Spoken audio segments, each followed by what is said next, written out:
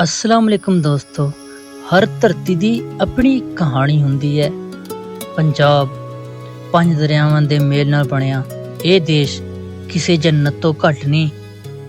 ਇਹ ਉਹੀ ਧਰਤੀ ਹੈ ਜਿੱਥੇ ਸਭ ਖੇਤ, ਮਿਹਨਤੀ ਕਿਸਾਨ ਤੇ ਕੁਦਰਤ ਦੀ ਖੂਬਸੂਰਤੀ ਹਰ ਪਾਸੇ ਨਜ਼ਰ ਆਉਂਦੀ ਹੈ।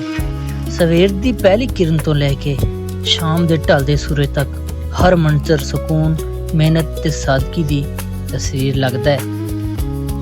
ਇਹੀ ਪਿੰਡਾਂ ਦੀਆਂ ਗਲੀਆਂ, ਖੇਤਾਂ ਦੀਆਂ ਰਾਹਾਂ ਤੇ ਲੋਕਾਂ ਦੀ ਸਾਦਾ ਜ਼ਿੰਦਗੀ ਸਾਡੀ ਸਕਾਫਤ ਦੀ ਅਸਲ ਪਹਿਚਾਨ ਹੈ।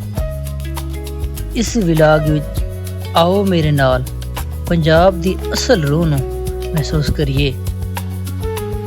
ਐਸੇ ਹਸੀਨ ਮੰਜ਼ਰ ਵੇਖੀਏ ਜੋ ਲਫ਼ਜ਼ਾਂ ਨਾਲ ਨਹੀਂ, ਸਿਰਫ ਅਹਿਸਾਸਾਂ ਨਾਲ ਬਿਆਨ ਹੁੰਦੇ ਨੇ।